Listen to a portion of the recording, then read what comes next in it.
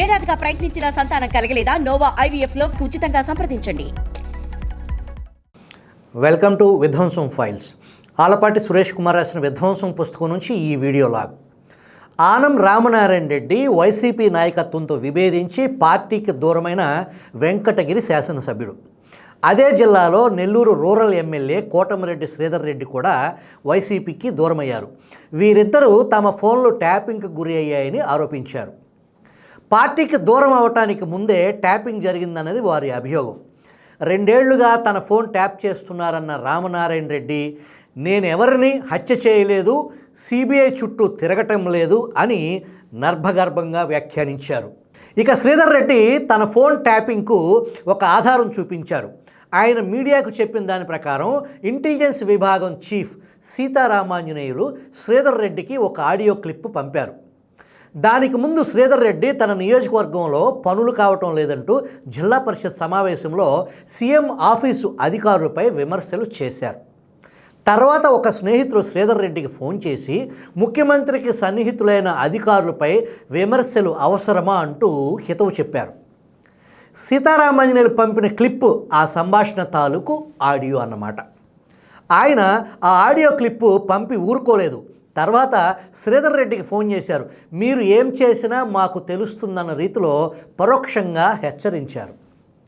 దాంతో తన ఫోన్ను ప్రభుత్వం ట్యాప్ చేయించిందని నిర్ధారణ చేసుకున్న శ్రీధర్ రెడ్డి మీడియా ముందుకు వచ్చారు.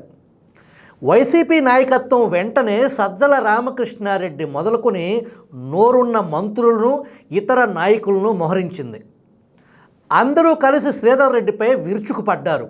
అయితే ఒక్కరు కూడా సీతారామాంజనేయులు స్వయంగా ఫలానా ఫోన్ నెంబర్ నుంచి తనకు ఆడియో క్లిప్పు పంపారన్న శ్రీధర్ రెడ్డి ఆరోపణకు జవాబు ఇవ్వలేదు. ఇంతలో ఆ సంభాషణలో పాల్గొన్న శ్రీధర్ రెడ్డి స్నేహితుడు రామశివారెడ్డి రంగంలోకి దిగి అది ట్యాపింగ్ కాదు, రికార్డింగ్ అని చెప్పారు. ఫోన్లో రికార్డింగ్ చూపించమని మీడియా అడిగేసరికి డిలీట్ అయిపోయిందని చెప్పారు. ఈ విషయంలో నేను శ్రీధర్ రెడ్డిని వివరణ కోరాను.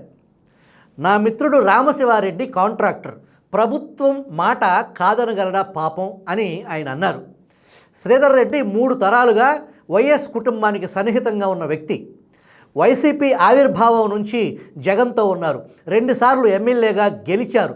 తాను జగన్ను వదిలిపెట్టాల్సి వస్తుందని ఏనాడు కలలో కూడా అనుకోలేదని ఆయన అన్నారు. శ్రీధర్ రెడ్డి లాంటి ఫైర్ బ్రాండ్ను జగన్ వదులుకోవటం కూడా విచిత్రమే. నిజానికి ఎక్కడ తేడా వచ్చిందన్న నా ప్రశ్నకు ఆయన చెప్పిన సమాధానం విని నివ్వెరపోయాను. 2021 నవంబర్లో అమరావతి రైతులు తిరుపతికి తలపెట్టిన మహాయాత్ర నెల్లూరు జిల్లాలో ఉన్నప్పుడు వరదలు వచ్చాయి. కొత్తూరు అంబాపురం మధ్య రైతులు విడిది చేసి ఉండగా వరద ప్రాంతాల పర్యటనలో ఉన్న శ్రీధర్ రెడ్డి అటుగా వెళ్ళారు. దారిలో తటస్థించిన అమరావతి రైతులను కూడా ఆయన పలకరించారు. ఈ విషయం మీడియాలో వచ్చింది. శ్రీధర్ రెడ్డిపై జగన్ కోపానికి కారణం అదే. ముఖ్యమంత్రికి అమరావతి రైతుల పొడ గిట్టదని రాష్ట్రంలో అందరికీ తెలుసు. కానీ వారిపై కక్ష ఈ స్థాయిలో ఉంటుందని తెలియదు. తర్వాత ముఖ్యమంత్రిని ఎప్పుడు కలిసినా నువ్వు చేసింది తప్పని ఇప్పుడైనా ఒప్పుకుంటావా అని జగన్ తనను అడిగేవారని శ్రీధర్ రెడ్డి చెప్పారు. దారిన పోతూ అమరావతి రైతులను పలకరించడం శ్రీధర్ రెడ్డి చేసిన పాపం. ఆ తర్వాతే తన ఫోన్ ట్యాప్ అయిందని ఆయన అన్నారు. దానిని శ్రీధర్ రెడ్డి జీర్ణించుకోలేకపోయారు. జగన్తో దూరం పెరిగింది. చివరికి దారులు వేరయ్యాయి. ఆ తర్వాత శ్రీధర్ రెడ్డిపై ఒక SC/ST అత్యాచారాల నిరోధక చట్టం కేసు, ఒక హత్యాయత్నం కేసు, పోలీసు విధులకు ఆటంకం కలిగించారన్న మరో కేసు సహా మొత్తం 5 కేసులు నమోదయ్యాయి.